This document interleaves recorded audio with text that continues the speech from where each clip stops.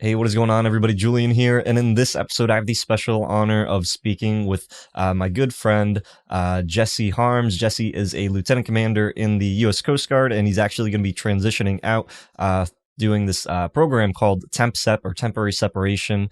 He's been in for about 14 years. I'll let him give an introduction about his experience being in the military, being a real estate investor, utilizing some of the benefits and the programs that the Coast Guard and the military in general has to offer. So we're going to be talking about a lot of really cool things, such as, being an officer in the Coast Guard, real estate investing while in the Coast Guard and building up a really nice portfolio through that time in. We're going to be talking about the program Temporary Separation and why so many people really should be looking at this when they are considering joining, and also some of the disability benefits and things, maybe some of the myths and stigmas around disability, things that you probably don't even know prior to joining that you really should consider prior to going into any service, whether that's the Coast Guard or any of the other branches. But Jesse, if you please wouldn't mind introducing yourself to everybody, kind of give a little backstory about you, your Coast Guard career, and kind of how we got to this call. Certainly. Well, thank you, Julian. And I'll start off too by thanking Julian. He was paired with me as a mentee, but really he's got a lot of information to offer too. And we've had a lot of really good conversations, focusing on just balancing military careers with doing real estate investing simultaneously, and also just like that forward-looking entrepreneurial mindset in the midst of really having that security that the military provides for you. So thanks for the conversations we've had up to this point. My background is as a response officer in the Coast Guard. So I joined through going to the Coast Guard Academy and graduated and immediately kind of got thrown into work with the Deepwater Horizon oil spill. It was kind of a seminal moment early in my career. So got to learn a lot of the pollution response. I was doing search and rescue stuff there. Then I was privileged to go to grad school at the University of Washington. So I got to get to that higher level education funded by the Coast Guard right after my first tour. So 2 years basically out of the Coast Guard to just do grad school, which was amazing, and an amazing break too from the high tempo that we were going at during that time when I was in Alabama. And then from there, I went to DC for my payback tour, and I was a program manager for our National Strike Force, which is the all hazards team that deploys really all over the world to do specialized responses on not just oil spill, but hazmat and suburni, like chemical, biological, radiological, nuclear, all sorts of stuff. So really interesting time to do that. I was the supervisor of the specialized capabilities part of their portfolio. And then I came down to Puerto Rico and I got an emergency management role down here, which was a little different. I hadn't really focused solely on emergency management, but I've been here 4 years, and I got here right before Hurricane Maria and Hurricane Irma. So I got to go through that whole process of really the undoing of a territory by a really tremendous storm, and then the rebuilding process as well. And that's where I'm at now, where I'm going to be leaving the military for a 2-year, I'll call it a sabbatical, but yeah, the program's called Temporary Separation. It's you're not compensated by the Coast Guard during this period unless you choose to be. There's a few different ways you can make it work for yourself. And I also, in parallel to all those things I mentioned, I've been buying real estate. So I was lucky enough where my wife was in the military too. So we had that thing that people talk about, the DINK, the dual income, no kids. And that we use that not to live lavishly, but rather to put that money into real estate investing and other streams of income that'll help us out down the line. And really what's made this whole temporary separation thing viable for me is to get into that mindset of saving at an early stage in my career, and carried me to where I am now. So going back, did you know that you wanted to join the Coast Guard, and what led you to going to the academy versus enlisting, or joining enlisting and then going OCS? Yeah. So when I was making that decision, Julian, I was looking at playing sports. I really wanted to keep playing football, and I was leaving a high school in St. Petersburg, Florida, Lakewood High School. And I was lucky that I had a girl before me that had gone to the Coast Guard Academy from my high school. And then even after me, we had 3 people in succession go, including my sister, for different graduating classes. So I had a good a good line into the Coast Guard Academy as a possibility through following my friend Morgan Roy. So I was looking at a place where I could play football. So I applied there. I applied to Merchant Marine Academy, a few other smaller schools, and some D1 AA schools. And I ultimately didn't get in on my own merit. I had to go to prep school for a year. So I went to the Naval Academy Prep School in Newport, Rhode Island for a year from when I was 18. And that was an extra 10 months of just kind of hardcore education and the ability also to like get a little stronger, get a little bigger for football. And it worked out very well for me. It was a challenging time, like first time away from family, being at a preparatory program. And just in brief, what that program does, you don't lose eligibility for sports. So it doesn't count towards a year of NCAA competition, despite the fact you get to play sports. And it also gives you just this amazing, like 24 credit hours in a trimester system that you're taking of calculus, chemistry, humanities, and this basically all the tough classes when you first go to college to get under your belt before you go. So my first year at the Coast Guard Academy, as a result of that, was very easy. I had a 3.8 GPA. I was able to excel athletically because I could focus on that more. And it led to really kind of jump starting my time in the Coast Guard as relatively comfortable, despite all the, there's things that aren't comfortable about initially joining the military. So that was my like line in. And as far as like going enlisted, I absolutely, had I known some of the other programs for going as enlisted and the OCS programs, in particular the C-SPY program was another one that's just incredible, where they pay for you. You basically go to boot camp and the Coast Guard will pay for you to go to college, get an undergrad degree, and then go to officer candidate school. And you have that time that counts towards your retirement when you're in that program. And also, there's just enlisted jobs that I would have loved to do. I would have loved to have tried to do the helicopter rescue swimmer program, as many people, I'm sure, thought they could do when you're 16, 17 years old, and had all that energy.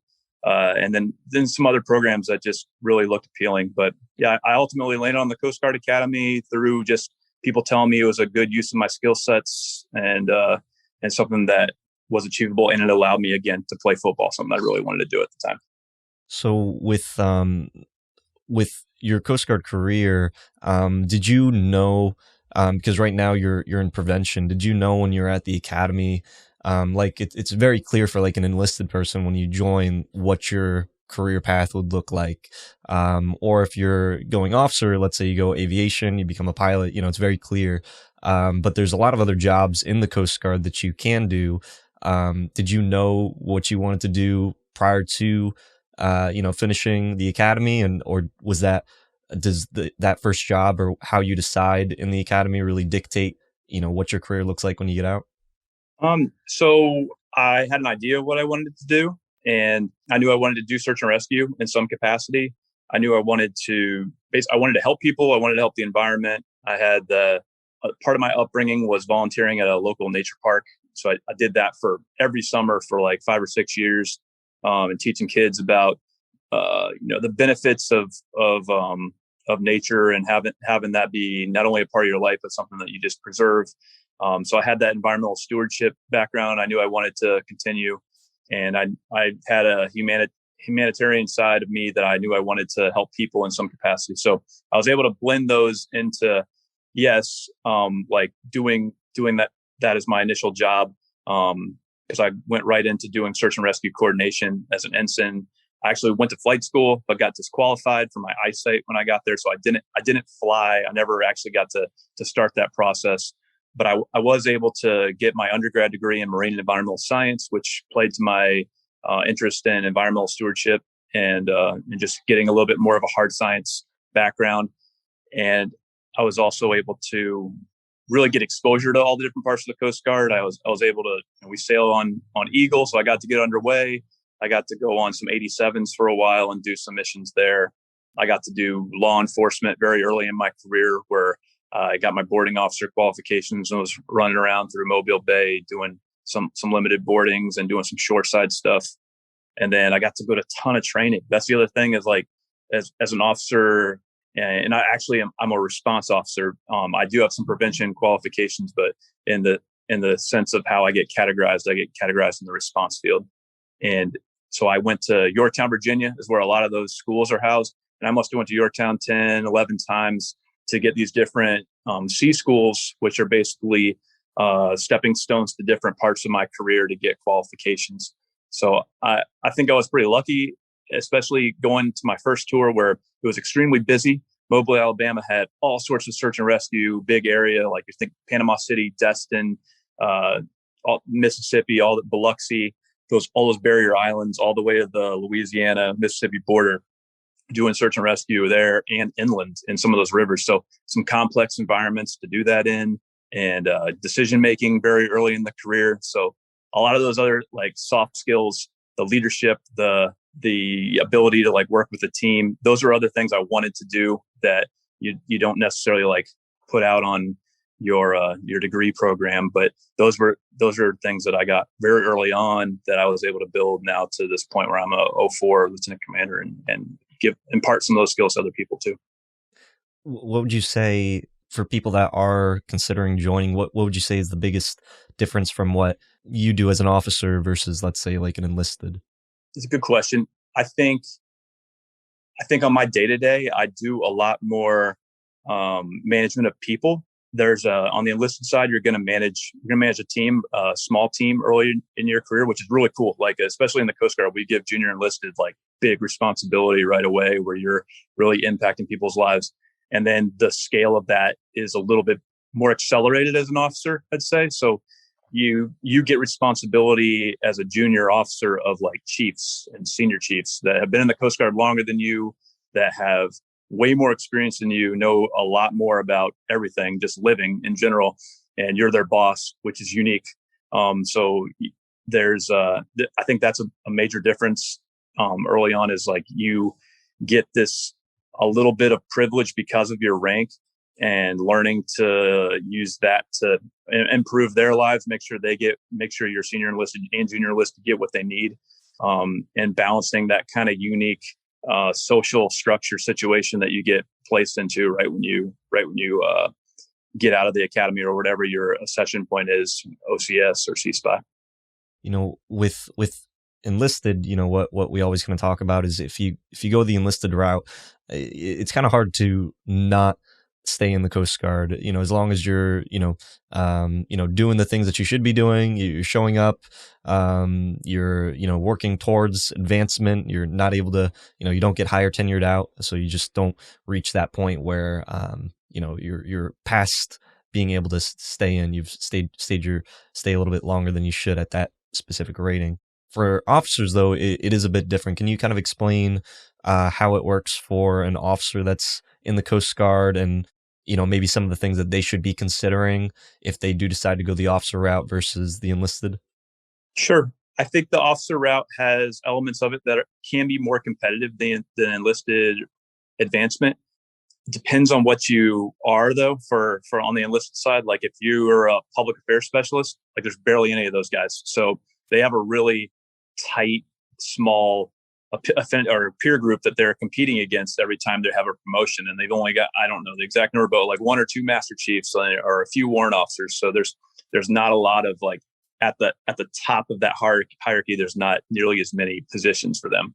And then you also have rates like MK, where there's a lot of MK billets, there's a lot of BM billets, and there's some specialty things for those that you have to take into consideration when you choose your rate and choose your fate as an enlistment. Like I don't have to worry about having to be an OIC of a small billet station at some point in my career in order to advance past chief, like the bosun's mates do.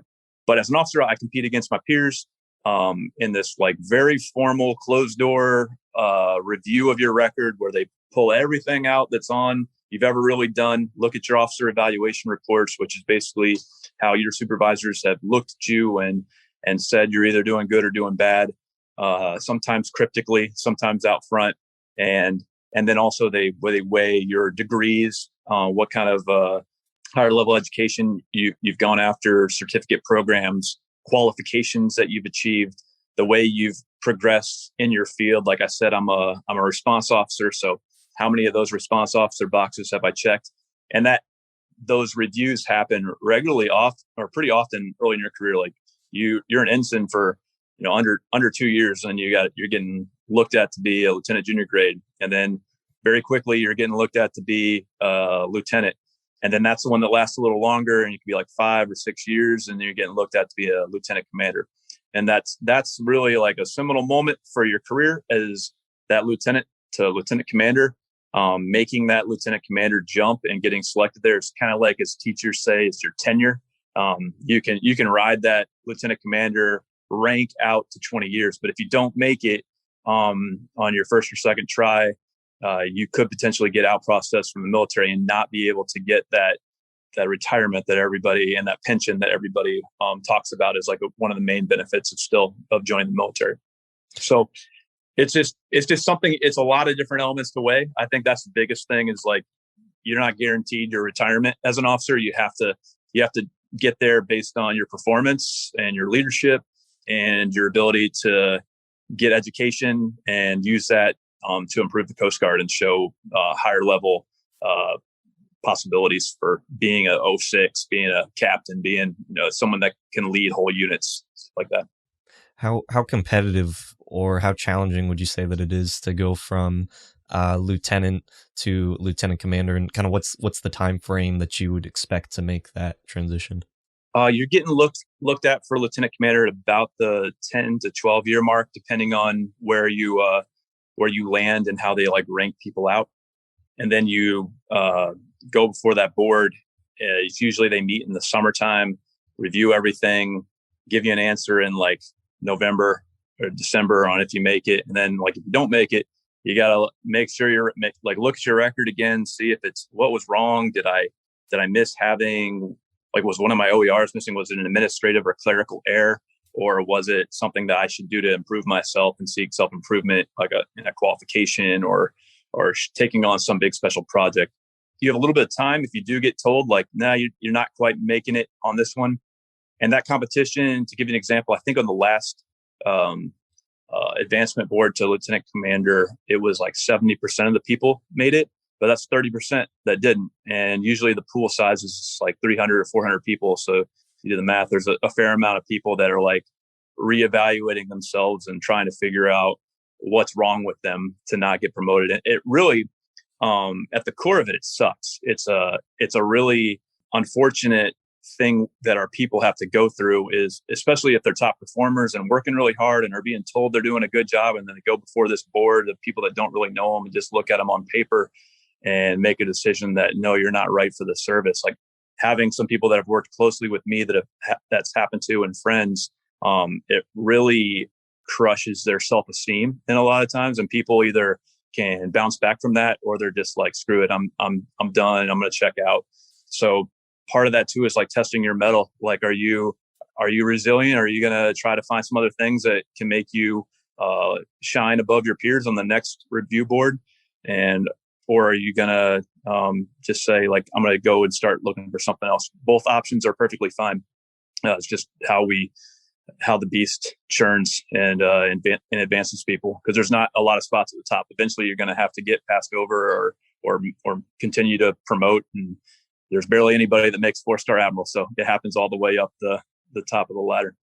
And what's the time period? So let's say you don't, you're at 10 years at this point, and then, let's say you messed up something, or you just weren't as competitive as that, that 299th person.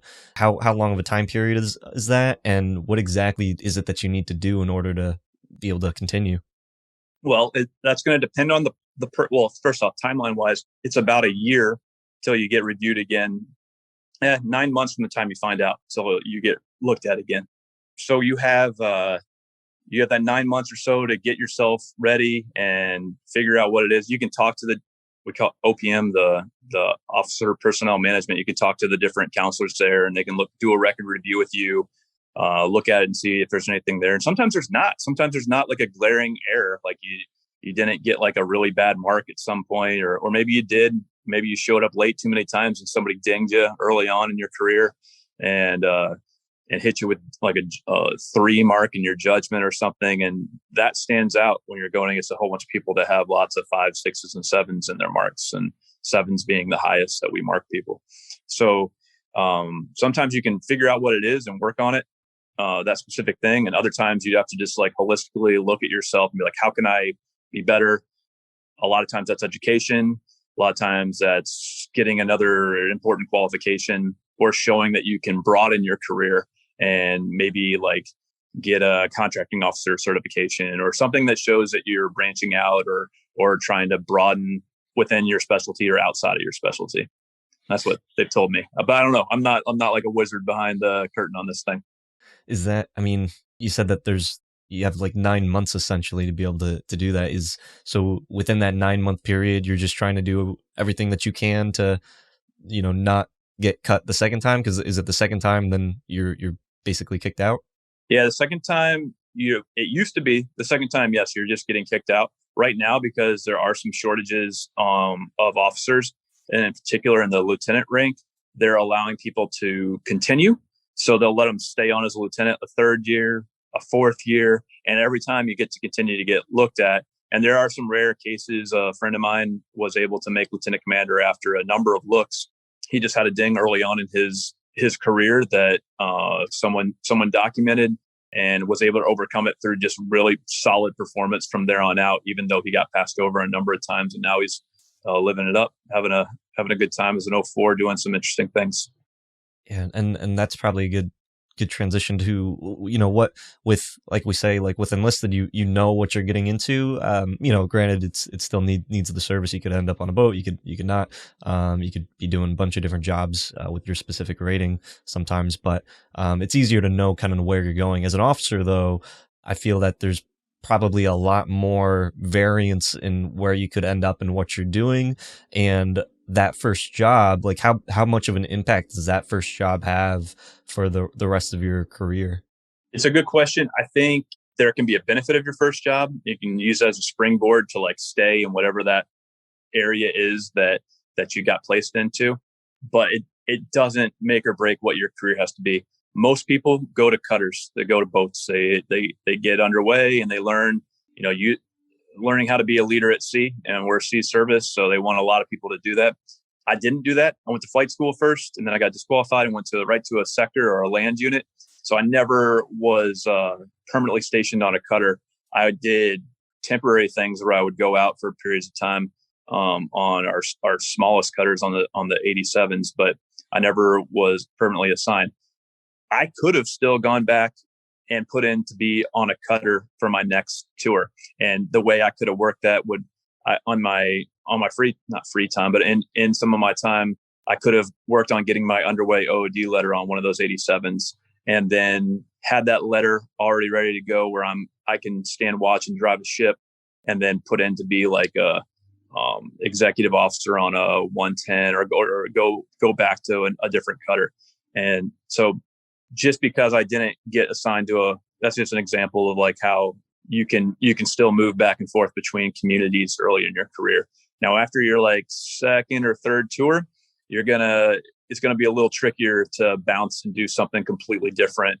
And in a lot of cases, it'll get looked at negatively on your on a promotion panel because you're not sticking with your specialty.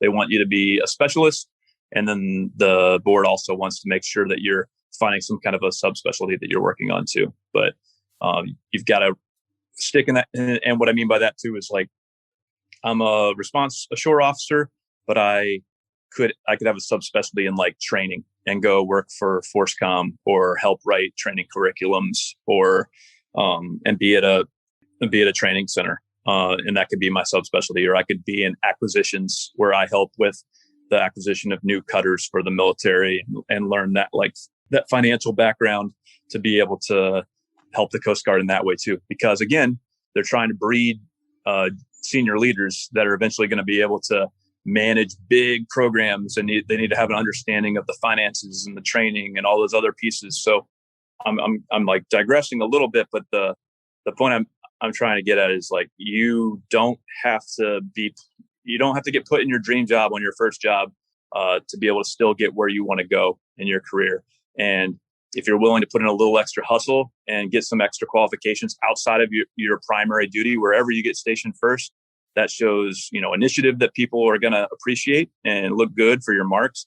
And it shows that you want to know more about the Coast Guard and that you have the drive to really go after things that matter to you. So all those things will reflect positively on those early evaluations that will then reflect positively on you later down the line when you're going up for those big promotions like that lieutenant to lieutenant commander one I was talking about. There's a lot of maybe benefits that people don't realize. Like you mentioned that you went to grad school. I've known quite a few people that have gone there as well. Can you kind of talk about what that process is like with going to grad school? Who's able to typically go, and then how is there some type of payback, or what does that look like? There's grad school for officer and enlisted. There's just right now less opportunity for enlisted for the paid, like out of the Coast Guard. Ultimately, like that's your primary job. But on the officer side, we compete by putting in a grad school package. You put the schools you'd like to go to, what kind of program you want to compete for. You get your command to endorse you, thinking that you could do a good job in these things. A lot of times in my officer evaluation report, there's a potential block. And in that potential block, I always tell my command, like, I would really like to go to school for marine affairs and do like environmental law, environmental policy type things. So I said that early in my career, and I had those kind of OERs in my record. I took the GRE. I did decent on the GRE. I had my undergrad transcripts from the Coast Guard Academy. And then I had all the different courses and qualifications that I'd attained as a junior officer. And I put all that on my package that I submitted to get reviewed by a panel. And I think there were like 10 or 14 candidates, something like that put in for the program that I was ultimately selected for. And they selected two. And I was selected as a junior person. I was selected as a JG competing against more senior people, but I had all my qualifications done. And not because I'm like tremendous at getting qualifications, but I was just at a really busy place and I took advantage of it. I was at a place that constantly had search and rescue, constantly had LE, and really had a lot of pollution. And that was where I focused a lot of my time, was learning those skills and being able to, after a few tries of just learning, like being more of the out front leader on some of those things and having the OERs to back it up. You said that you put in for a specific program. So is there like different graduate programs out there that you can apply for? Good question. So there's at headquarters, there's different programs that will sponsor you to go to grad school. So like the Office of Marine and Environmental Response, they sponsor the environmental management program. So I think that's what it's called, environmental management. So they have a few different programs, schools that they say, this is a good one for you to go to. We think this will benefit the Coast Guard if you go to this program. And it's 2 years. So you're going to have to do a payback tour, though, because we're paying you to go to school. That payback means that you're adding more time to commit to the Coast Guard to come back and do a job that leverages the skills you learn in grad school to improve the Coast Guard. So they'll take, for me, I was environmental management.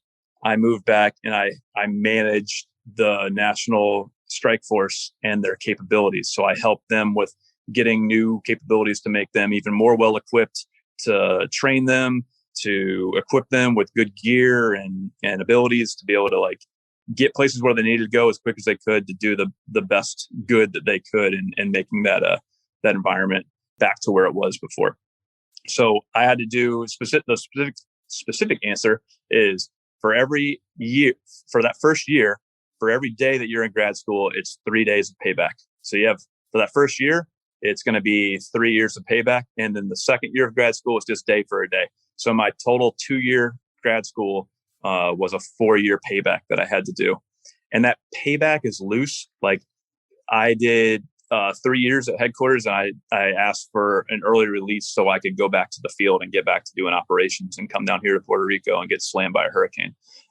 So there's always special circumstance, but the standard rule is what I just described, where if you're doing a 2-year grad school program, it's a 4-year payback. If you do a 1-year grad school program, it's a 3-year payback.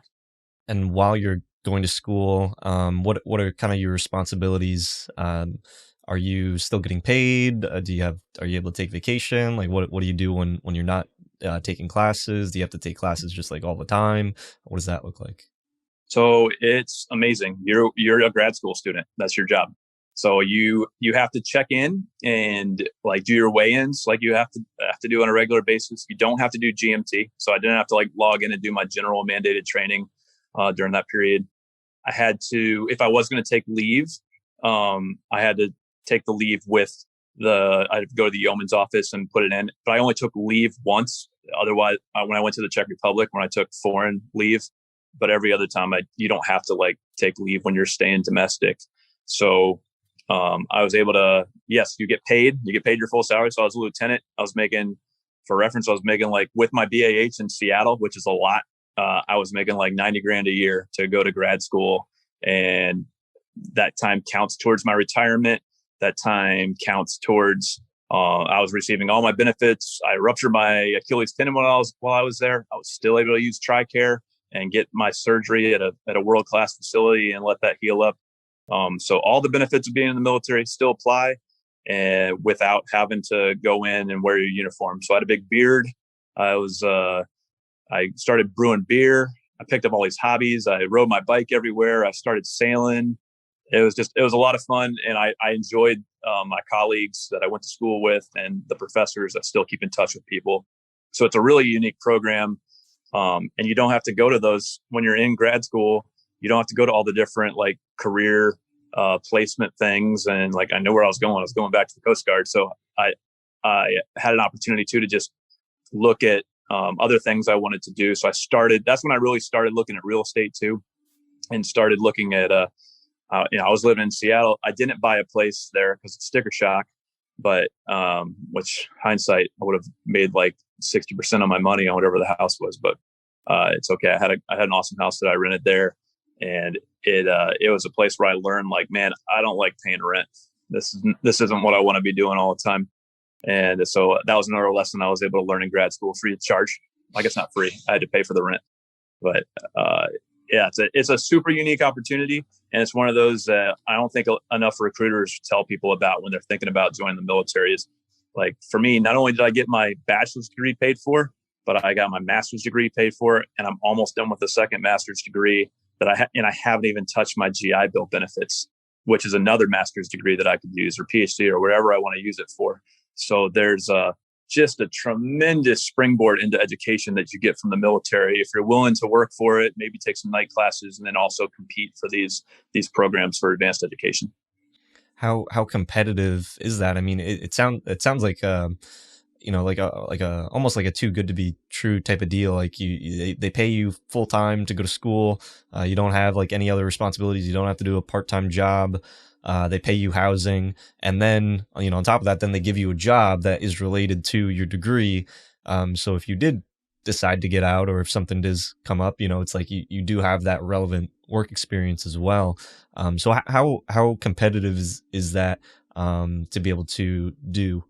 Yeah, it depends on your program you select, and it depends on the year. My year, I had like I think it was 10 or 14 people that applied and 2 people that got it. So not a large pool of candidacy that you're going against. You're allowed to apply for 3 different programs in a given year. So I applied for that. I applied for Living Marine Resources, and what was my other? I can't remember the other one. Maybe Marine Science or something like that. I think there's somewhere around like 50 or 60 different grad school programs that are out there, and some years they don't get any applicants for one of them. So they'll resolicit for people to put in. And that's how sometimes people get it that might not have competed well against other people, is they'll look at that resolicitation and be like, I could go to like senior service school and go hang out with a bunch of Department of Defense people and learn about how we do combat and how we focus on strategic goals for the country. And then other people were like, I would never want to do that, even if I got paid for it. So it completely depends on the year, completely depends on who you're competing against. The bottom line is if you're interested in stuff, put in for it. And if you don't get it, a lot of times you'll get feedback on that, and you can compete again. And it'll be easier to compete the next time because you've already got your package all together and you've gone through the process. So yeah, if you are joining the military or thinking about it, know that that's a tool that's available to you, and know that there's a lot of people that will help you if you have questions about it, especially those that have gone through it. How much do you think, I don't know if you've done the math, like how much has the Coast Guard like invested like in your education with, you going to school full time, the master's degree, Coast Guard Academy, if you could kind of ballpark it. Yeah, I think the Coast Guard Academy, the last I heard of a number for it was somewhere around $400,000, because they pay for your room and board, they pay for all of your food, your summers are are paid for, but you're like on a boat, like doing a lot of grunt work and things, but you're learning.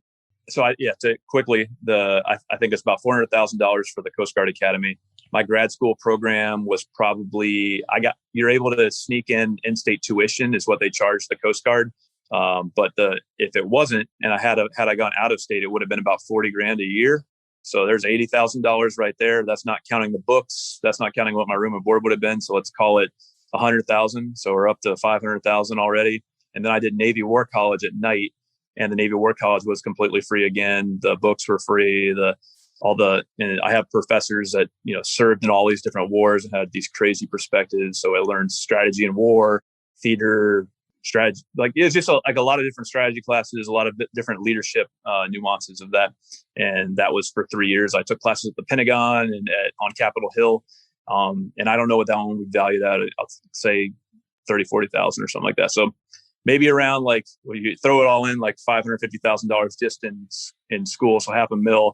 And then all the what I was talking about earlier about me when I went to Yorktown and all those specialty trainings and hazmat trainings and these pollution responder, my National Search and Rescue School, all these courses that I think still add a lot of value just for me, for my well-rounded knowledge that I'm able to get.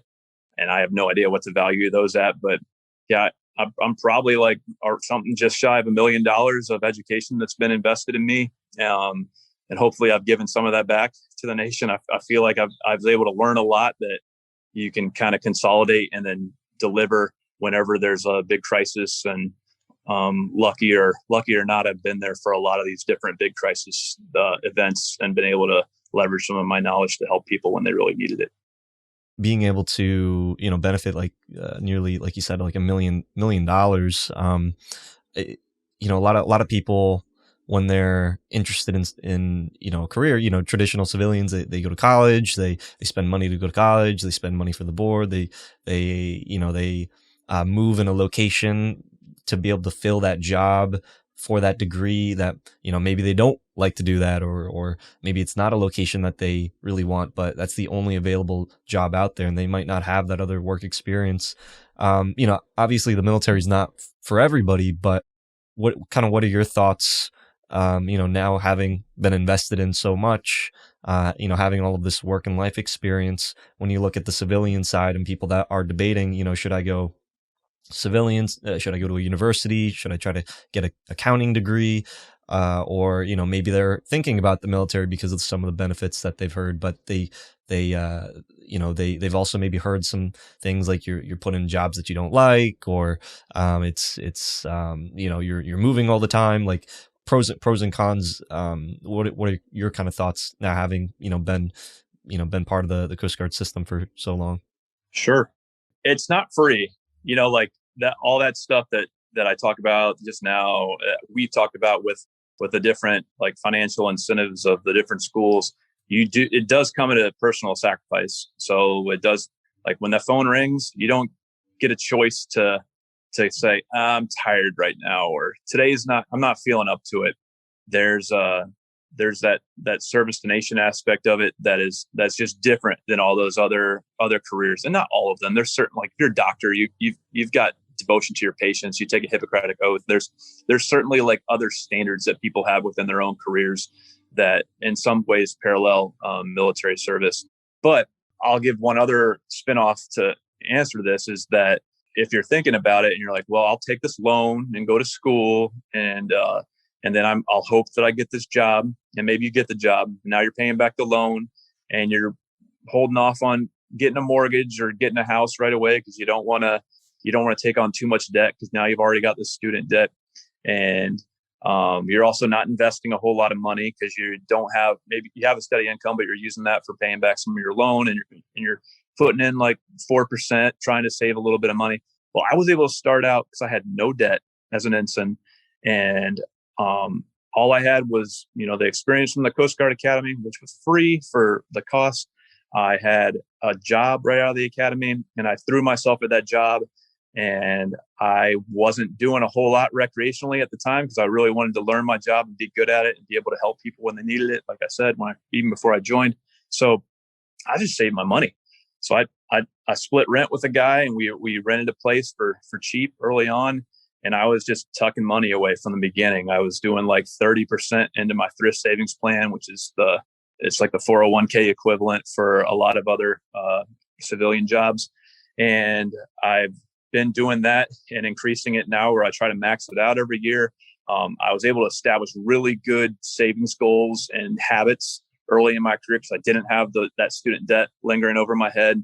And I was able to buy a house. Like as a young man at 25, I bought my first house and turned that into a rental property. And as I moved around, I kept it. And, some of these other things that it allowed me to have the time to do and freed me up for not having to be stressed financially. And there's a big difference there too.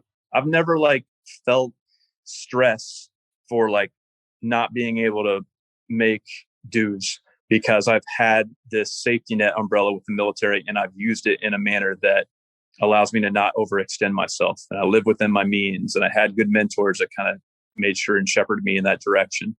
And I think to me, that difference there it's not intangible. It's very much like something you can put your finger on. And I know, Julian, you got a great financial mind and probably talk about this stuff, but the power of compound interest is a very powerful thing. So you start out that investing and those savings habits in your 20s, and you can, have a really good nest egg by the time you're ready to pull chocks and retire. So there's a big difference there. Yeah, I think you brought up a really really good point about that time value of because of that compound interest, because you were able to save so much money right away. You didn't have to worry about paying off bills. You were able to compound that. You were able to purchase a house. You were able to do all these things. A lot of people, when they think about the military, they think it's it's low paying. It's very it's really stressful. Going out to the Middle East and, are on a boat that, underway for long periods of time, and maybe you get seasick or you get homesick. So there are definitely definitely stresses with the military compared to the civilian side. But long term, do you think that maybe it's wiser to, for people that, definitely are considering the military, to go the military route because of that compound effect that it can have in your life versus, someone that does go the civilian side where, maybe they're going to have different stresses like, paying off loans, paying off bills, being able to invest, healthcare, all these other things that you haven't, people in the military don't have to think about because we have different stresses. Yeah, I think that the stresses of the civilian world are very real, and there's a reason why a huge portion of our population has anxiety, is committing suicide, is having marital issues, doesn't like being at home with their family, are now, because of COVID, strapped in some way because they lost their job and now they're alone and they're not in relationships and they're not dating or whatever.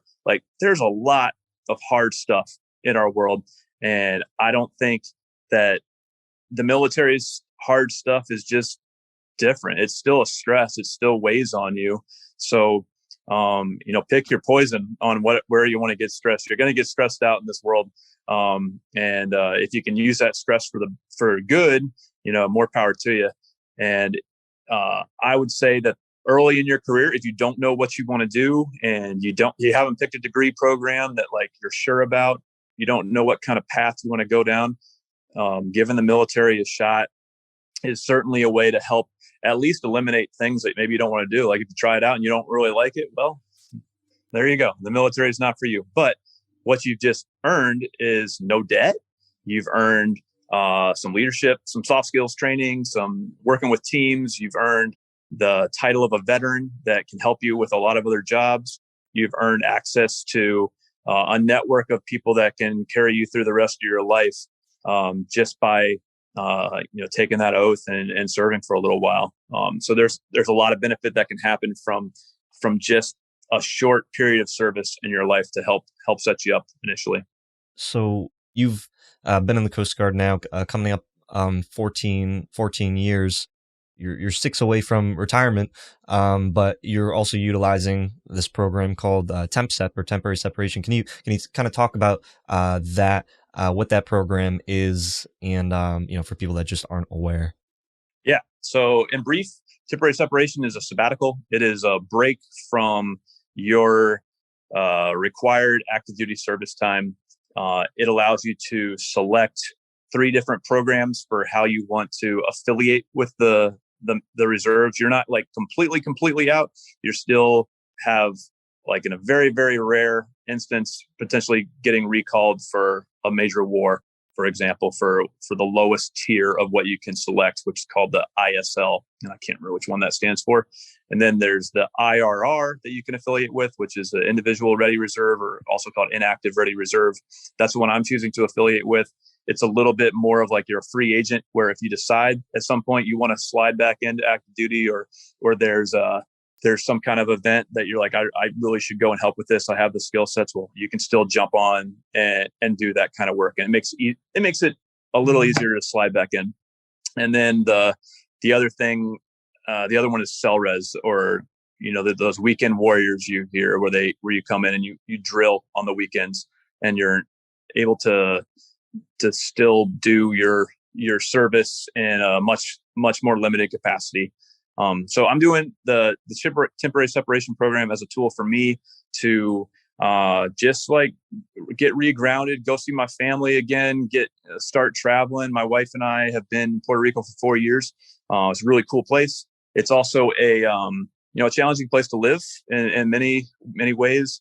So we're very excited to go back, see our family, see our nephews, get back and go see national parks, travel, look at some other ideas, explore some other types of jobs that I'll do after I fully separate from the military.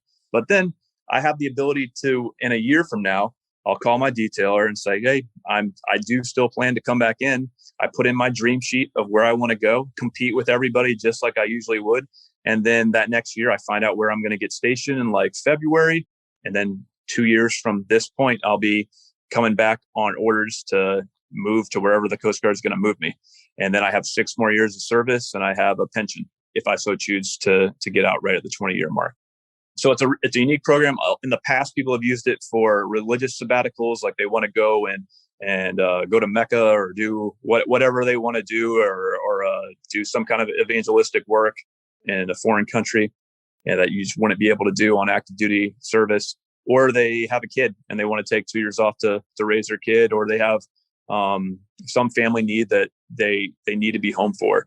And I'm just doing it to expand my knowledge of the world, and also look a little bit at myself and see where I want to go, and where my wife and I want to take our lives. So that's what I'm doing. For someone that is doing temp sep, is that available to anybody at any point? And is there any like repercussions with doing that? Like, are you just not receiving any pay, or what if you decide like you get out, and then being a civilian just is too challenging for you? Can you just come back in whenever you want? Like, what are some of the stipulations with it? Some of the stipulations, so there's like a long list. I think there's like 15 different things for when you temp sep. There's like, you have to come off of it. For officers, you have to come off of an operational tour. So that's me. I'm in a sector right now. I'm in an operational tour. I'm not at a support tour. You have to be tour complete with your current position. So it has to be in the natural cycle of you being complete with your position. You can't have any obligated time. So like if you still had time left from grad school, you want to be able to take it. There's a few other things. Ultimately, it's like a pretty small window of time that they avail for you to be able to do this. I guess the easiest way to say is that it's pressing pause on your career.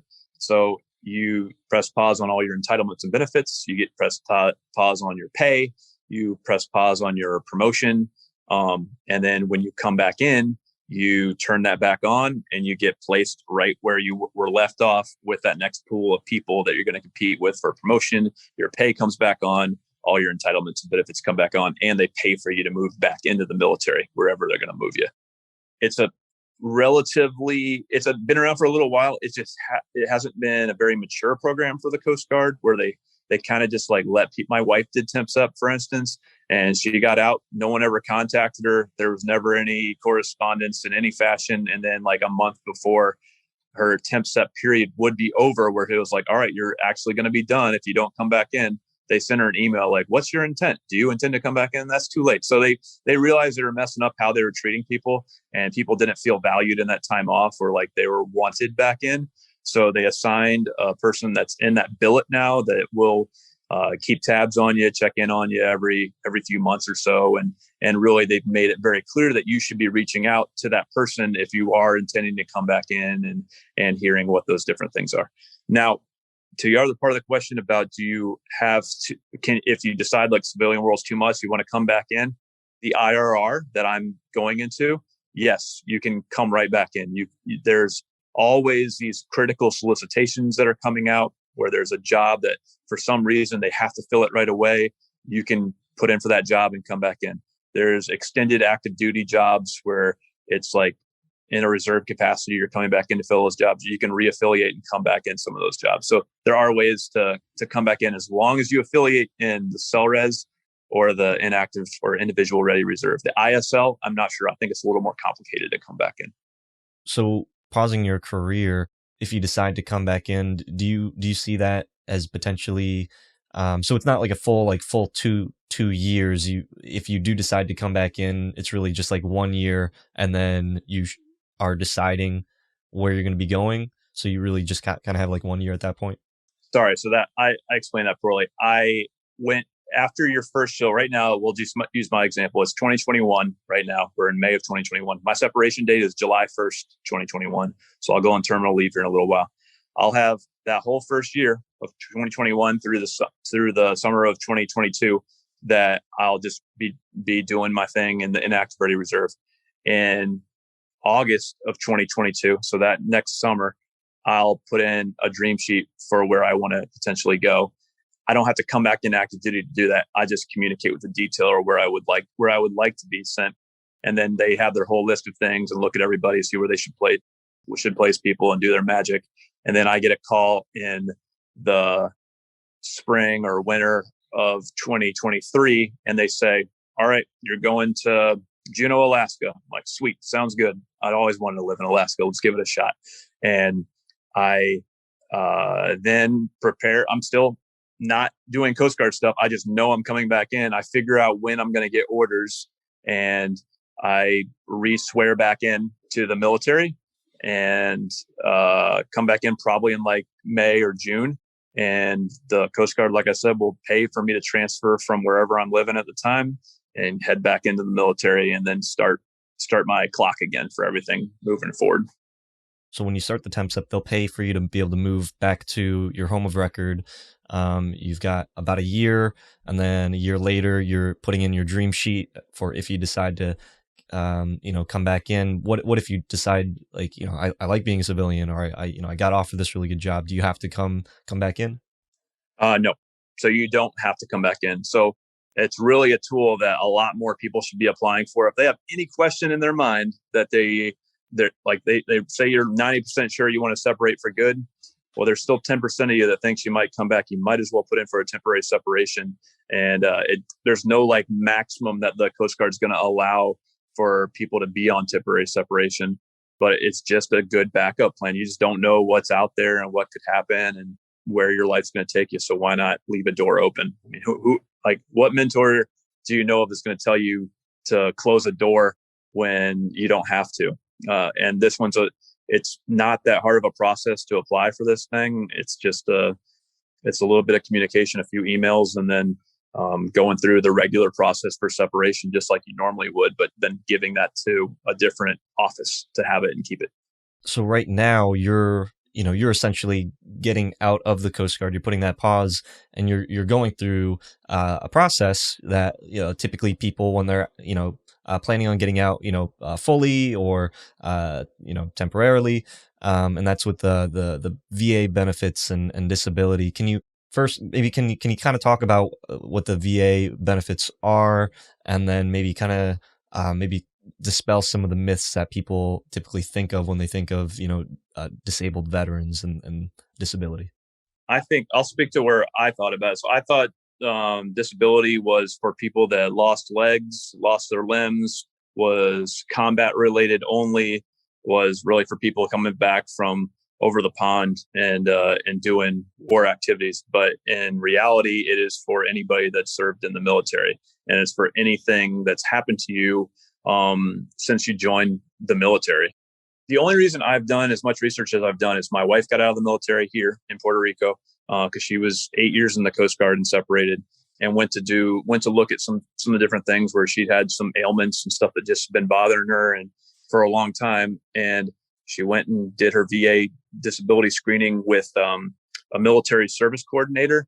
And that's something, like, if anybody's listening to this that's trying to take some notes, like, military service coordinator is an important one to know for the VA.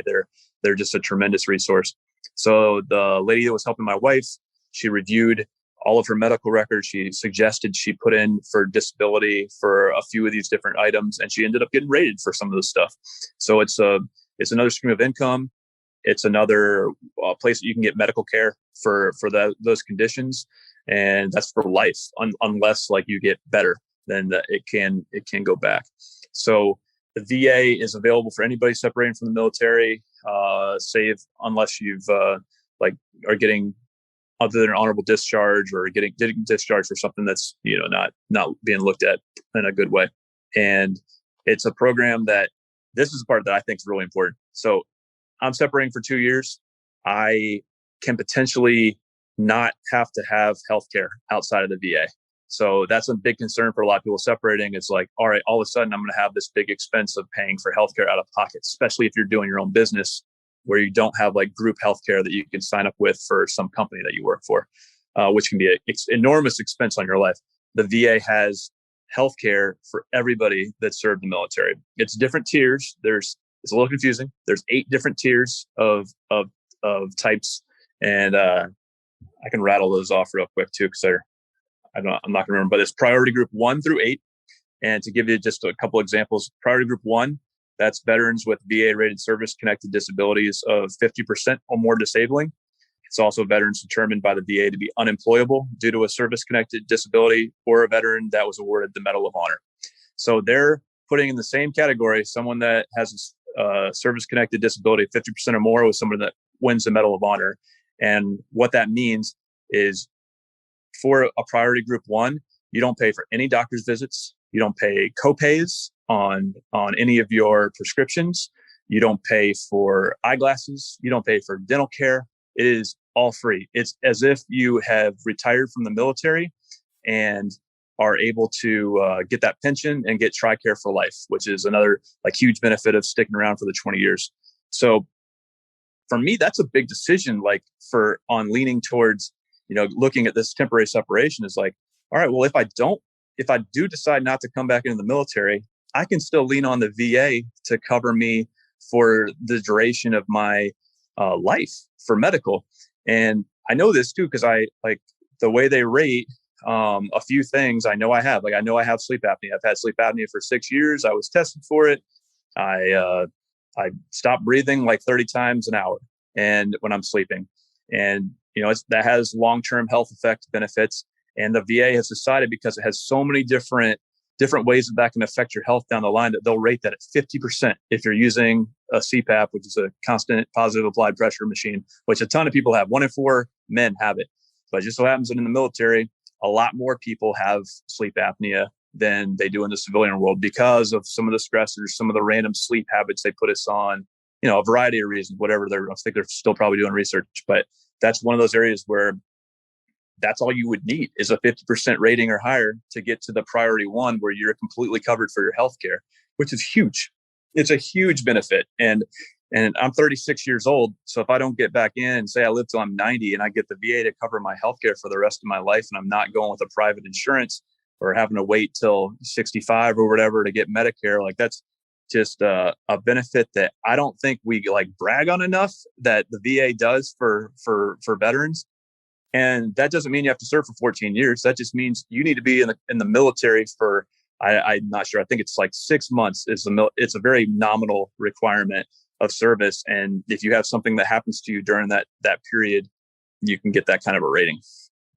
So that's one of the main things I want to talk about with the VA is like there's that part of the healthcare, and then the other part I mentioned before is a military service coordinator. I'm not an expert at the VA, but these people are. The VA has hired all these people, a lot of them prior military, that have a good administrative acumen, and you just scan your whole medical record into a file, transfer it over to them. I used DoD Safe as a way to transfer to them because they have CAC enabled ability to log in and be able to get large transfer files, especially if like medical records where you want it to be secure. And then she read through the whole entire thing in like a couple of days, emailed me back, and had this laundry list of things for me to put in for disability for or to have get evaluated. And I can break this up too because there's a lot of parts of the VA, and I could do like weeks of different trainings on just what I've found. But the bottom line is VA is an evidence-based organization. If you have problems, you have to go to the doctor. And if you're on active duty, those doctor's visits are freaking gold because that proof is all you need. You just need someone to write it down that you're being treated for this stuff.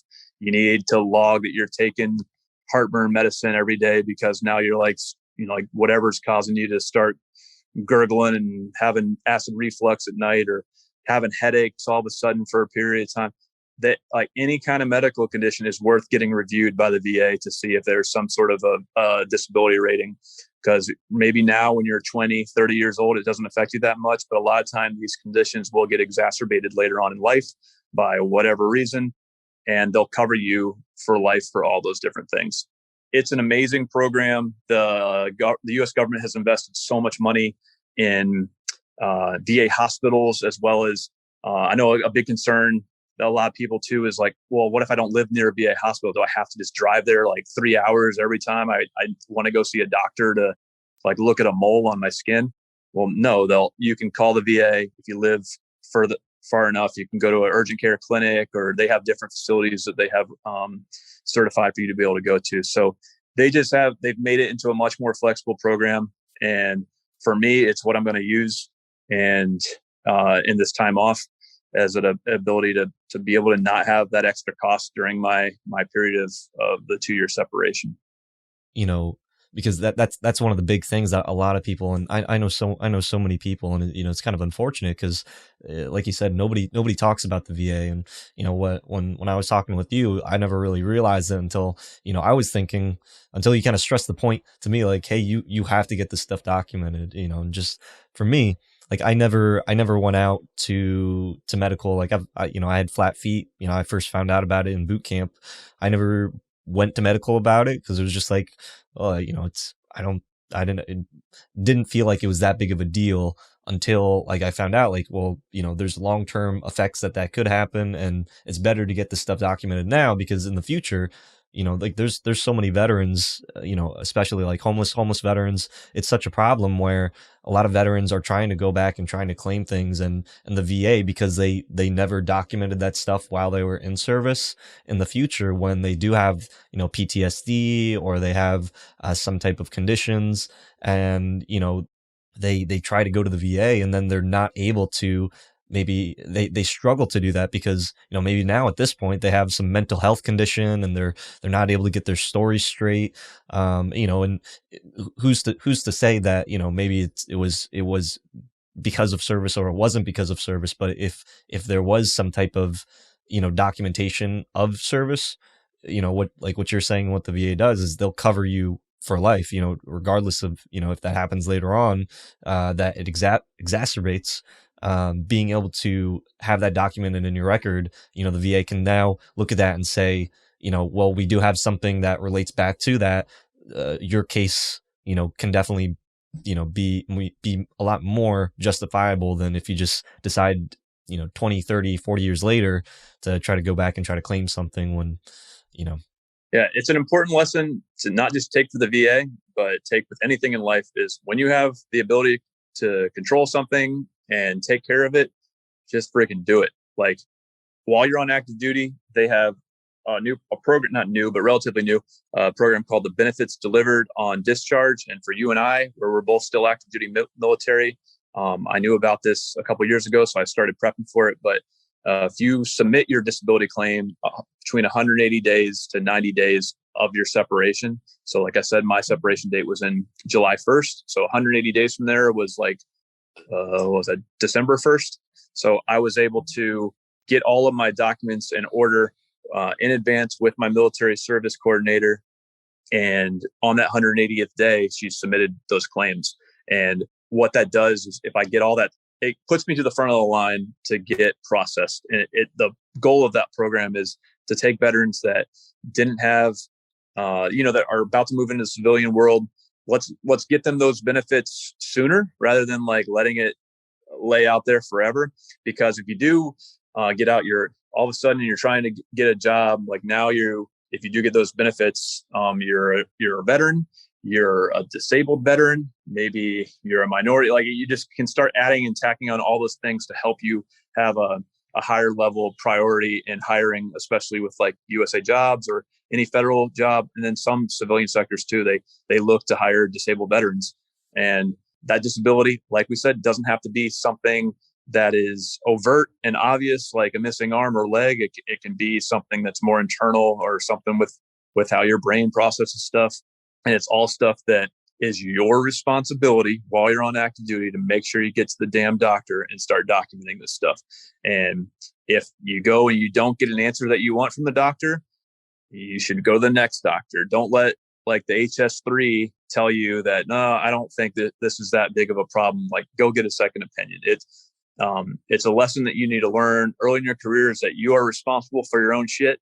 And if people are telling you no, but there is a problem, or it is something you really want to make sure is documented, you just go to the next person or file a complaint and get it done. But taking care of your health is a great thing to get into practice too early in your life. Getting rid of that fear of doctors and having that white coat syndrome where you go in or your blood pressure starts elevating, and like just get used to going to the doctor and getting yourself taken care of. And don't just go once a year when you wake up someday and your neck's all cramped up and you don't know why. Like go in there and have them tell you why, like have stuff get looked at.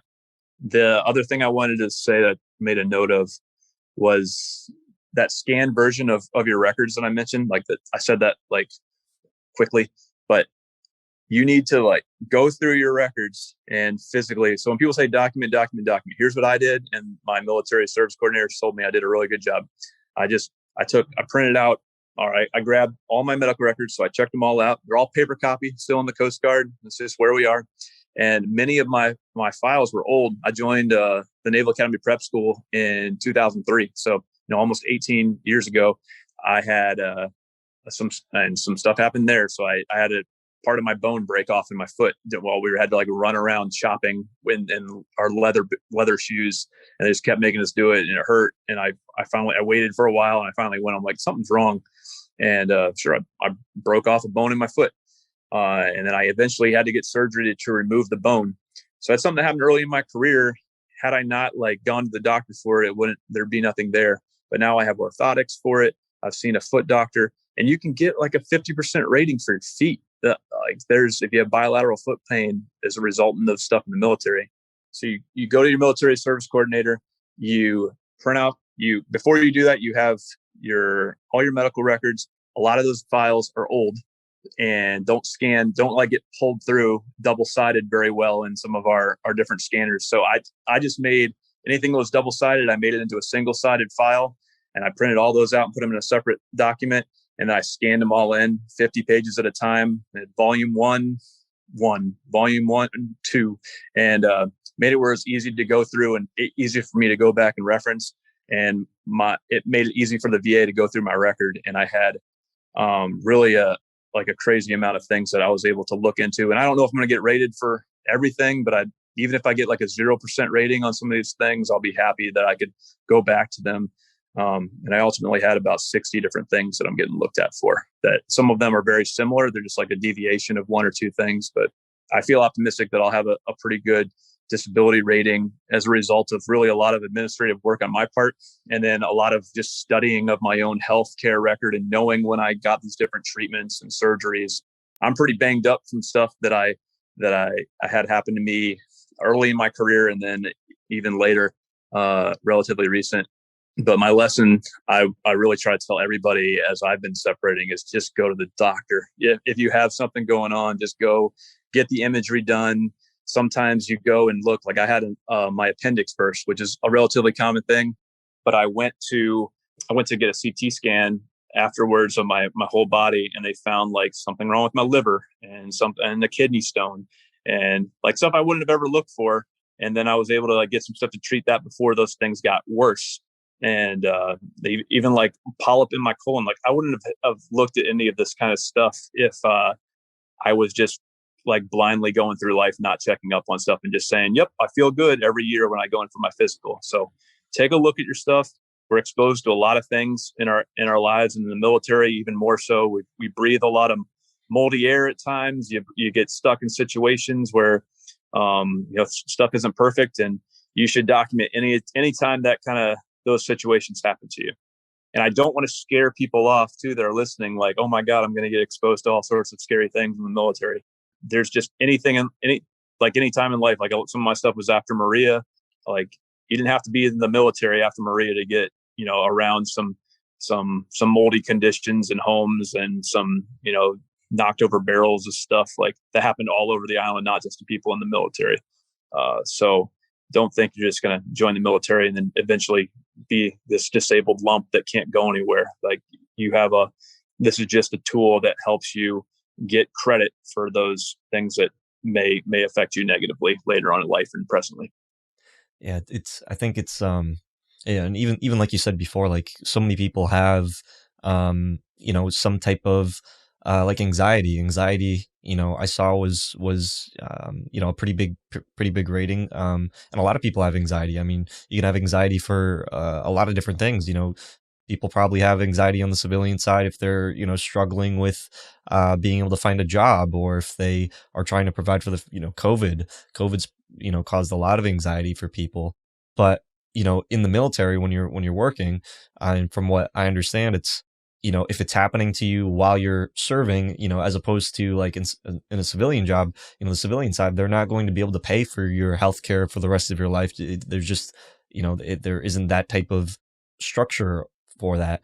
Like if you go work at Facebook and you break your leg, I highly doubt that Facebook's going to be paying you for the rest of your life for something that happens while you're working at Facebook. But in the military, you break your leg and you have to get surgery. That's going to follow you for the rest of your life, from what I understand. Yeah, and it depends on how much it affects your daily pain, how much it affects your ability to walk. There's secondary ratings where like you say you break your leg and now your hip is affected and you're starting to get bone on your hip, and you end up having to get a hip replacement somewhere down the line. Like if you get that rating that you broke your leg and your hip started to hurt a little bit, and down the line you do get that hip replacement, if you're rated for your hip, even at a lower rate early on, that can be something that gets completely covered and done by a VA doc. We won't be able to cover everything about the VA in this short conversation, but just know that it is worth your time to look at, and it's a very worthy thing to be just preaching around the unit and telling people to take a look at the stuff. There's great resources online for just getting some of the nitty gritty details of what you need to talk about. One of the things you have to do when you separate and you're going and putting yourself out for all these different claims is you have to do a compensation and pension exam. So the VA hires people to review your record and review the evidence that you've shown them, and then they have an interview with you. And or sometimes it's just they want to get like more x-rays. So I had like 36 x-rays done one day to look at a bunch of the different things with my joints. Those interviews are very important, and you need to like not go into it when they go, oh hey Jesse, good to see you, how are you doing? Oh, I'm doing fine. Veteran states that he is fine. Like there's a little bit of the gotcha element. You just go into these things, prepare for them like you're getting ready to go into court. And there's great advice online from different veterans that just are out there retired, wanting to help other people with information. I like Combat Craig. He's one of my favorites. He's got good little videos that he puts out to help people. And these guys get a lot of followers. A lot of them refer to different law firms that can help you down the line. I would encourage people not to go with a law firm right away. There are free resources that you can go to through the VA to help you build your claim, fill out the whole thing for you. You don't have to do a lick of paperwork other than gathering your data. And then maybe if you don't get what you think you deserve, then you can try a lawyer down the line if you want to try something different. But just know that it's like with many things in the military, completely free resources, completely free advice to help you out with your transition and getting you into the VA program. Yeah, I think it's one of those things that's probably underutilized and under talked about, and I think it's just because of the internet now that maybe more people would start to take advantage of it. Because from what I see is there's a lot of disabled veterans, a lot of people that are trying to go back and trying to get claims, and they have to use those attorneys. They have to try to struggle to come up and with that proof, that evidence that did relate to your military service. But if you're already in, it's so much easier for you. You're already going to medical, you're already doing these checks, so just to make it a part of your daily routine, I think that's really, really powerful. And I know that we've kind of been talking for a while, so I don't want to take up too much of your time. But to kind of wrap up here, we talked about a lot of different things. We talked about a lot of benefits. We didn't get too much into the investing in that aspect, but we talked about going to grad school. We talked about becoming an officer. We talked about the VA benefits. So you're obviously very savvy with the benefits of being in the military, and that's what we always preach on this channel is being able to maximize your military benefits. For someone that is just planning on joining, aside from the things that we talked about, they're interested, whether that's the Coast Guard, let's just say they're interested in the Coast Guard, the military. What's some advice that you would give to someone that maybe we haven't covered that you wish that you first knew when you joined? I would say I think it's important to allow yourself to get out of your comfort zone. Don't tie being comfortable to being successful. There's a lot of growth that happens when you're in situations that stress you beyond what you think you're capable of. And that for you might be the military, where you don't think you could pull off the credit hours that are required at a military service academy, or you don't think you can do the boot camp. But I really think that it's important to challenge yourself early on in life and learn where your own limits are. Because we do have limits, and not everybody can do the military, but it doesn't mean you shouldn't give it a really hard look. I wish I would have talked more to some of my friends about it. They looked at me as kind of like, "What are you thinking? Why are you doing this? Let's just go to college and have fun and figure out stuff later." And my friends are doing fine. Like they have my high school buddies all have perfectly fine careers and they're enjoying, but none of them got to start off life without any student debt. And a lot of them still have a lot of that stuff lingering over them.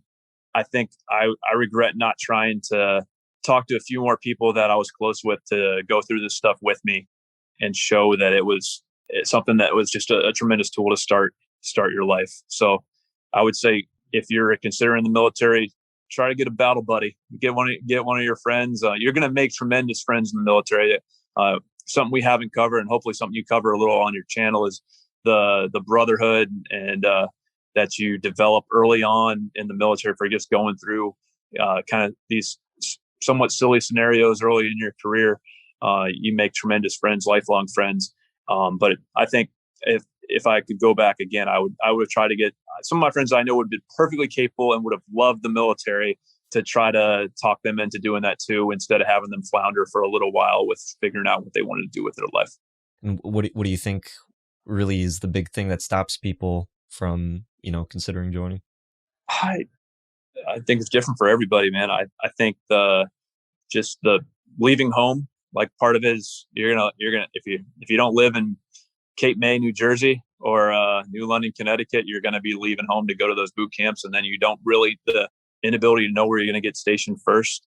I think that scares people. Just leaving again their comfort zone, their family, the people that love them, and and just going out there and trying to figure out this new skill and this new culture of people that you're going to get exposed to. It's very different than growing up in Alaska or growing up in California or being a beach bum or being from the Midwest or wherever you live right now and are watching from. There is a transition into the military, just like there's a transition out of the military. So you just have to know that that's there and that people have done it before, and you can very likely do it too. Investing has been something that, I definitely, for those of you that don't know, like we mentioned at the beginning, the Coast Guard now has this mentor program, which, I've been utilizing every year. It's definitely been, very helpful to, help you, to see where you might want to go. Like I was talking with one of my friends in one of the other, previous episodes was, every time that I had a new mentor in my Coast Guard career was at a different pivot point of what I was trying to achieve. And whether that was, becoming an officer, whether that was, getting into real estate, or whether that was trying to scale a business. And I found mentors that aligned with what I wanted, but still, was in the realm of the Coast Guard. What really attracted me to your mentor profile was that real estate experience and what you've been able to achieve, while you've been in service. Can you kind of talk about investing? Like there was a good amount of mentors, but there wasn't anybody that I didn't really see that many people talking about like real estate or investing. I think you were the only one during that year that had any mention of really like real estate. Can you kind of talk about how real estate has impacted your life and how you've been able to use your time in service to be able to help, grow your real estate investing? Yeah, sure. And again, I've enjoyed our conversations talking about this stuff in the past too. Our so the military, biggest thing it has going for you, you get a steady paycheck, so you're going to get paid, so you can base a lot of decisions off of that. You're not going to lose income for months on end because of some snafu and have to tap into your emergency fund. So that's a huge part of both being eligible to get loans, having access to the VA for getting a home loan. I use the VA for getting my first home, where you don't have to put any money down, and they roll the closing cost into the cost of the loan, allow you to finance it in there. So that was my initial entry into real estate, was using that VA home loan program. And I bought a house in Alabama for $100,000. It was a 3-2, and I learned about home repair right away because my siding was all filled with carpenter ants and I had to replace it, and I needed to put a new roof on, and I needed to put a new AC in there and rip up the floors and redo a bathroom. And I did a lot of that work myself. I learned how to manage contractors early on. And the expectations management you have to lay out for some of those people. I've had people try to rip me off, had people rip me off. I've been able to recoup funds after some of that stuff's happened, with dealing with the different contractors. And then I've also learned the things that I like, what my limitations are for what I'm both capable of doing with tools, and also what I like doing. Like, I don't necessarily want to go and lay tile in my whole house. Like, I know what that's like now, but it's not something I want to spend all of my waking hours doing. So I started out, I'll go back even a little further. My family I grew up in Florida. I started in Iowa. We moved to Florida. We bought a Resolution Trust property, which was a property that was taken back by the government by some drug dealers and offered to people that were in a low income bracket to be able to get a home. So my dad and mom bought a house for like around 30 grand that needed a ton of work. So I grew up doing work on our house, and that was my weekends. A lot of times were mixed between doing sports, mowing the yard, and shingling, or whatever we needed to do for that week. So I got a lot of exposure to doing home improvement projects with my dad. And I didn't really do anything like that while I was at the Coast Guard Academy. But as soon as I got out of the academy and I bought that first house, I got right back into doing some of that work. I left when I was making the decision not making the decision, but when I went to grad school, I made a decision with my wife that we were going to keep our house and not sell it and try to rent it out. So try to be landlords. So I'm a 26-year-old landlord to a 45-year-old dude and his wife. And I'm learning about doing the hands-on management of some of those things, fixing stuff as it comes up. I had a great first tenant. Everything was going good. I went back and I had another family lined up, another military family. So I flew in to go and take a look at how the house was looking, and they had ripped it up. Like my relationship with him on how things were compared to how I thought things were going compared to what it was when I got there, and the reality was like, oh my god, like the wife had hurt her back, so she just started smoking inside the house. There was just like cigarette smoke all over the walls. Their dogs ripped up all my carpet. The like dug their nails into the walls. So I looked to online resources to figure out how I could solve this problem right away. And that's when I found Bigger Pockets, which if you haven't talked about on this show is a great avenue for good getting started, as well as even like syndication.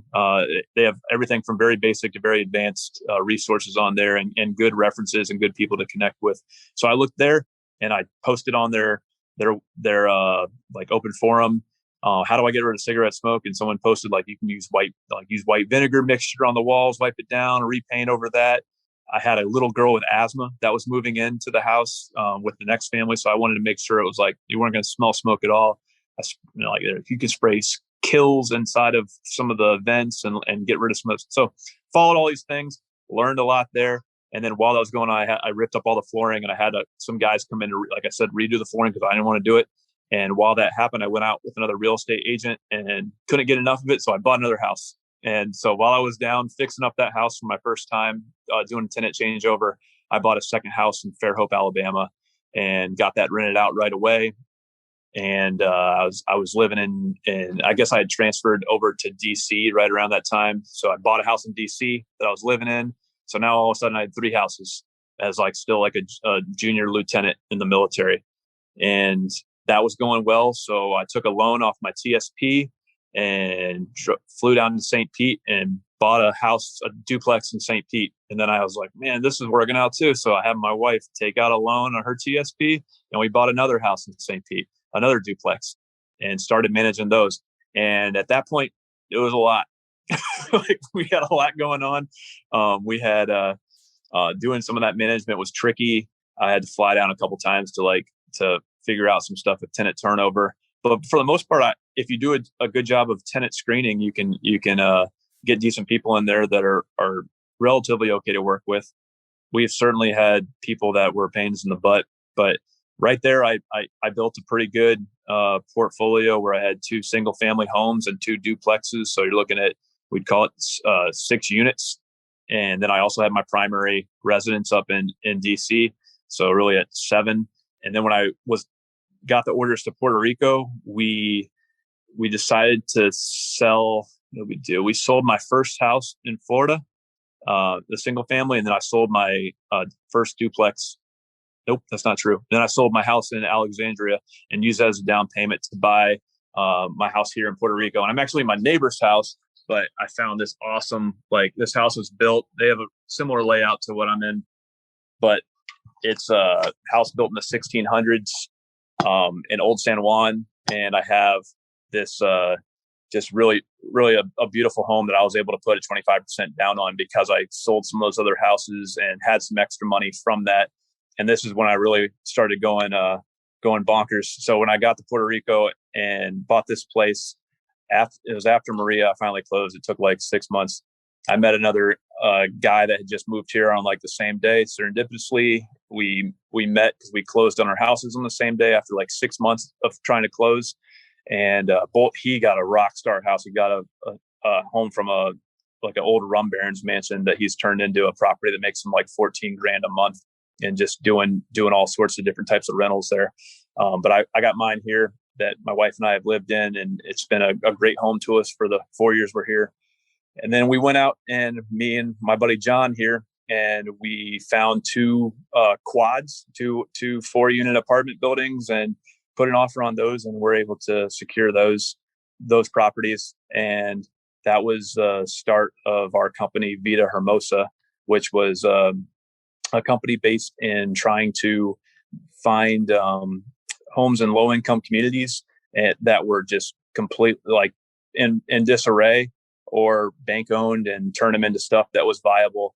One of our motivations for doing it too was after Hurricane Maria, there was 33,000 people with Section 8 vouchers that didn't have a place to go, that didn't have a home and were living in shelters because Section 8 homes weren't qualifying, or they just didn't have the inventory. So through time here, we built 47 low income units through buying a number of different buildings in various states of disrepair, and got those all ready. And I think we're at 90 or 91% occupancy at this point on those properties, and we're looking to actually offload those properties right now.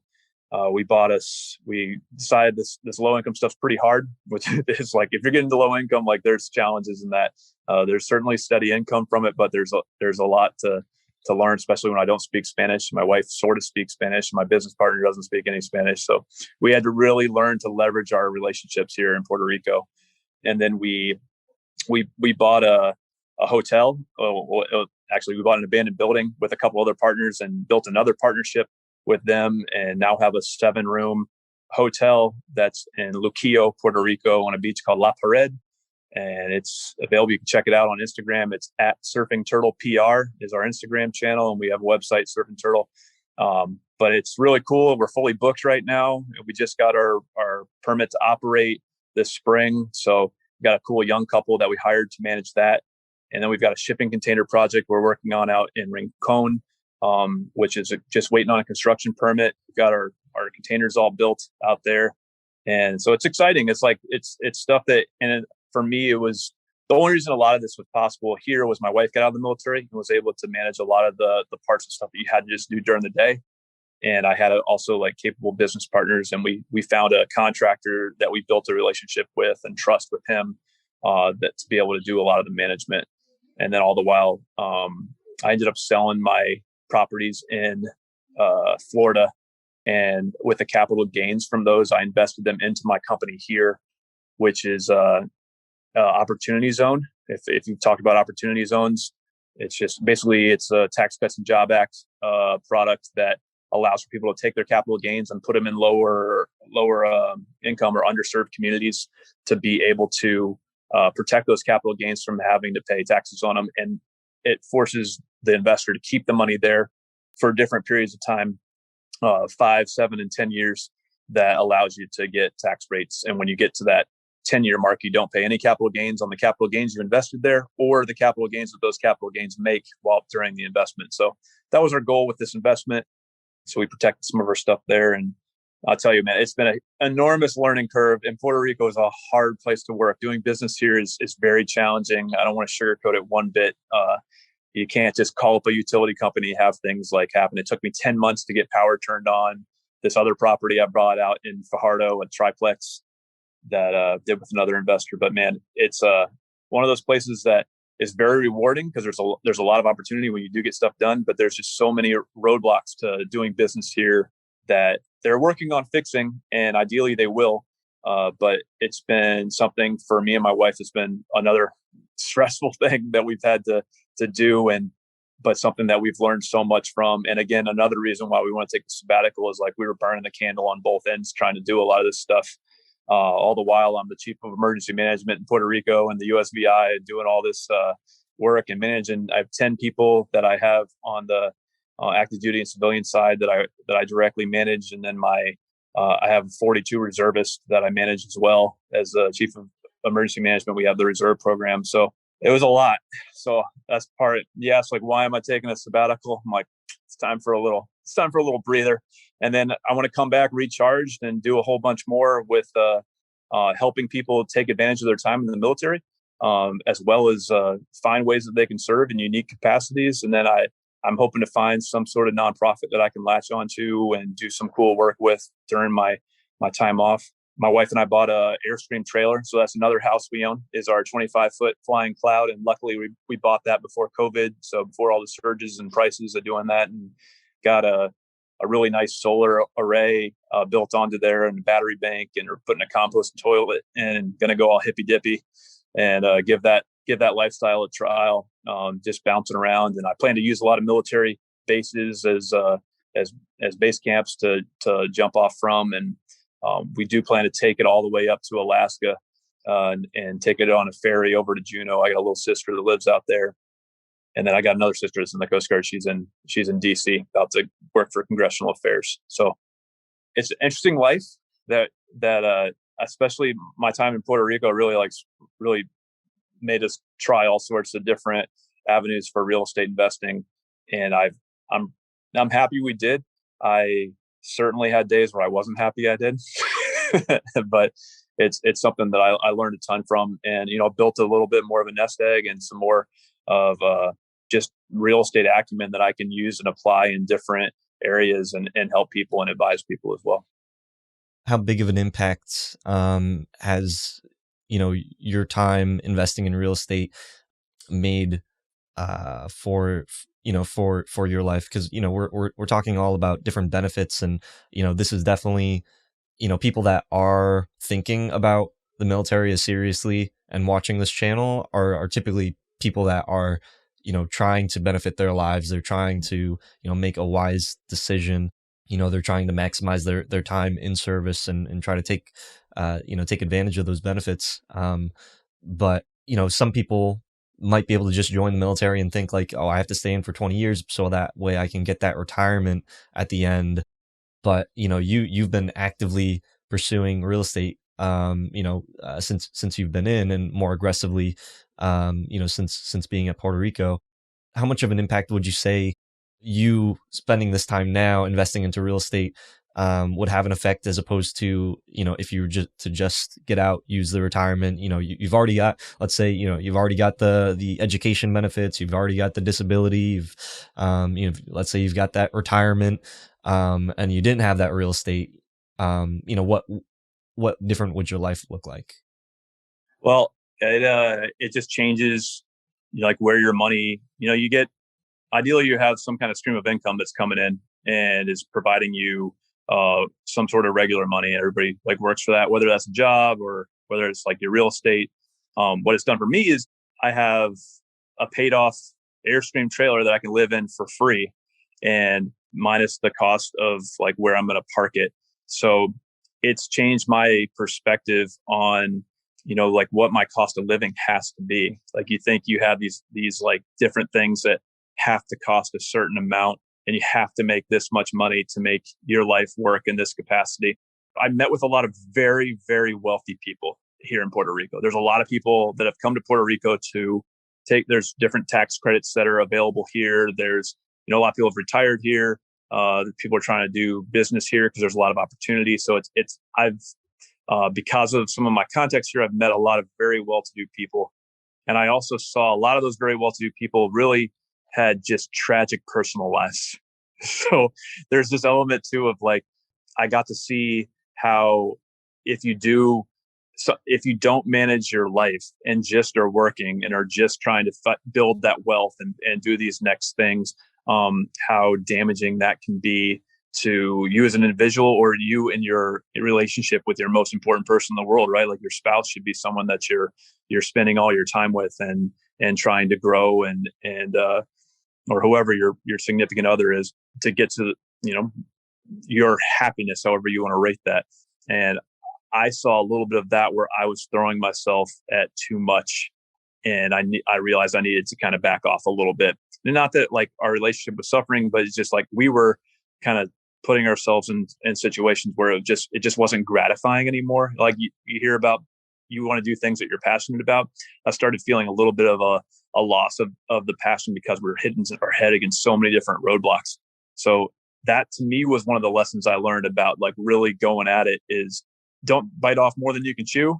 And if you do bite off more than you can chew, don't be afraid to ask for help and get other people in on your program, and maybe take a little bit of a loss on whatever your real estate project is. Not a loss, but like a little bit less profit out of your whatever you're working on for your endeavor, to be able to make that project still work and still have a life.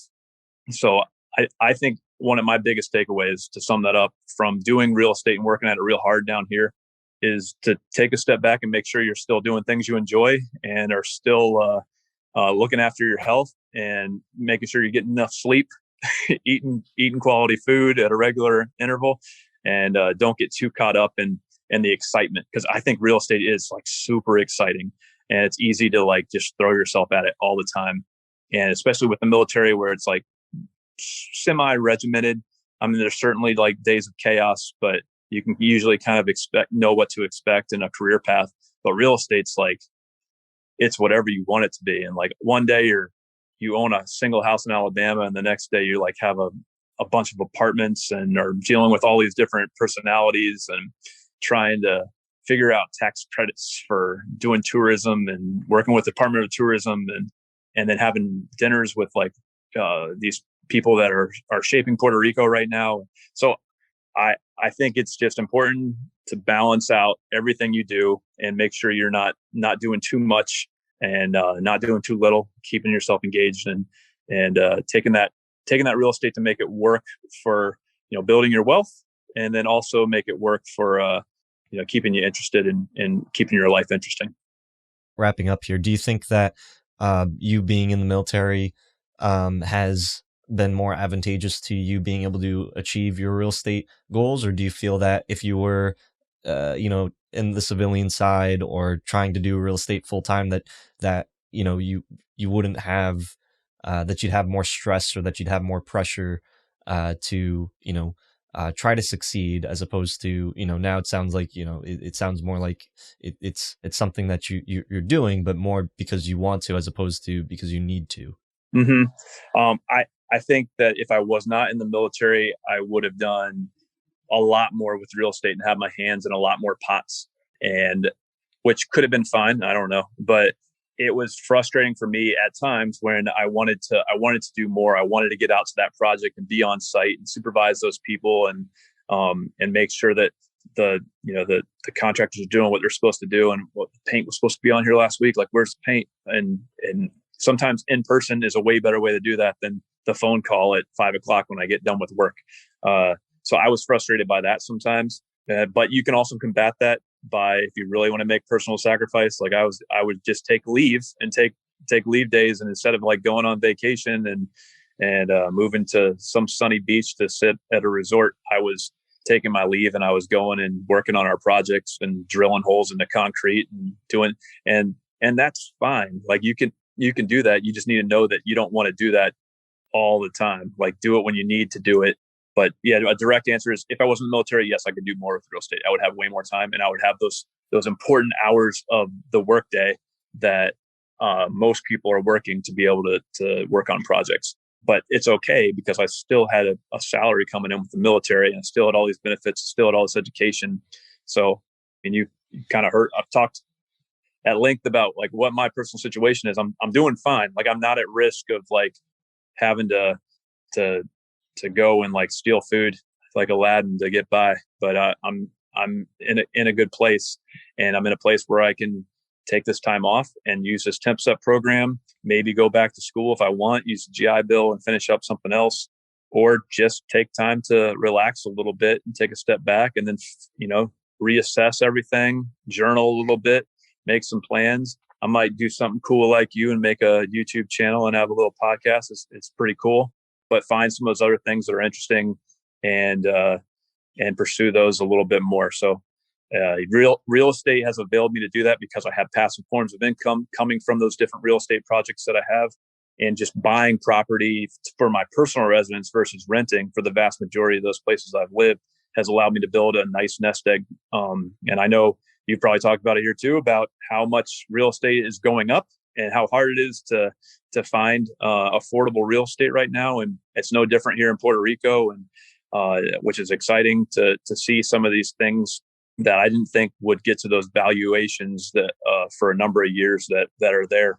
Our condo here in Old San Juan, we have a mirrored condo directly below us, and the guy bought it for like $120,000 6 or 7 years ago, and just sold it for $675.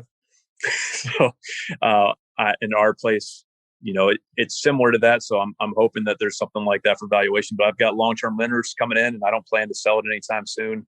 It's a beautiful, really cool asset that we're able to get here, and I wouldn't have been able to do it without the military for sending me to Puerto Rico. And I would have never just like moved to Puerto Rico on a whim, I don't think. So it got me here. It got me exposed to a different type of life, different culture, all the great food. And now I gotta lose my belly from all my delicious Puerto Rico food and get back, get on the road and start working out again a little bit more regularly. Awesome, Jesse. Well, thank you so much for taking the time. Do you have anything else that you want to bring up, or you want to give a shout out or mention before we wrap up here? I just one more time would like to give a shout out to those military service coordinators with the VA. You can go to the VA website, get a list of them. VA.gov has a lot of information there for people to be able to go and find those resources. Those different veteran service organizations, VSOs, I think it's Veteran Service Organization. Those are like, you have the American Legion, you have like Elk, Moose, Lodge, all these different things that you think are just places where old men go and sit and drink. Like, they have excellent resources with lawyers that will help you sit down and go through your stuff. People that have a lot of knowledge about these things. Don't think you have to go through it on your own, and know that the resource is there, and don't ignore it. Even if you don't think there's anything wrong with you, have someone go through the record and take a look. If you're about to get to that separation point, or even if you're like 5 years from separation, just do a gut check, see where you're at, and see if there's any other areas you need to go get looked at for your own personal health. Remember, all this money and all this different things that you're doing doesn't mean shit if your body's falling apart and you can't do anything. And so take care of yourself, take care of your family, look at real estate as an option, invest in your TSP, buy a house if you can afford it. If you can't, start saving that money and really make a deliberate effort to do it. You'll thank yourself later. Get a mentor. Make sure you're spending time in personal growth and trying to find ways that you can improve yourself and those around you and live a full life, because we go through a very busy life, and I think COVID's given people some time to reflect on how busy their lives were. So take a minute to reflect on where you are and look at these different resources that are out there to make sure you can be a better person and help other people around you. Awesome. And last thing, what's the best way, if anybody has any particular questions, if they resonated with kind of your journey, being in the military or investing or whatever that is, what's the best way that somebody would be able to reach out to you if they wanted to get in contact? Well, since I'm separating and I understand it's important, I'm trying to force myself into this too. I will say for them to reach out to me on LinkedIn, and it's just my name, Jesse Harms. And I don't think there's many Jesse Harms out there. There's like one other guy that's a keyboardist. So you can look me up on LinkedIn, hit me up and give me a message on there, and I'll connect with you, broaden my network too, and try to expand out that way. And then I will likely be making some sort of a channel at some point that I'll post on there too, or I'll let you know as well once I get out and start doing my traveling and reflecting, and I'll see what direction my podcast and stuff goes. Yeah, definitely. We'll include all the links down in the description box below. Thank you so much, Jesse, for taking the time. And until next time, everybody, we'll talk to you all later.